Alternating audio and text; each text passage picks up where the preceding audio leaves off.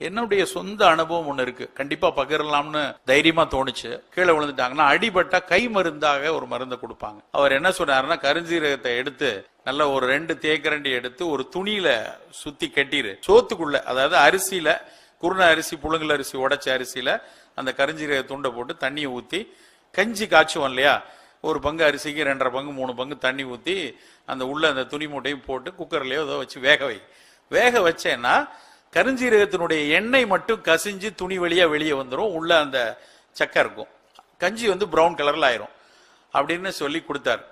2-3 நாள் தொடர்ந்து காலையில மதியம் நைட்டு அந்த அரிசி கஞ்சி கருஞ்சீரகம் உள்ளதுதான் சாப்பிட்டேன். நண்பர்களே, 4 நாட்களில் அது இருந்த இடம் தெரியாம போயிடுச்சு. இஸ்லாமியர்களுக்கு தெரியும், ப்ரொஃபட் முகமது அவருடைய குரான்ல எழுதியிருக்கிற ஒரு வரி என்ன அப்படின்னா, மரணத்தை தவிர மற்ற அனைத்தையும் போக்கக்கூடிய ஒரு மருந்து கருஞ்சீரகம்.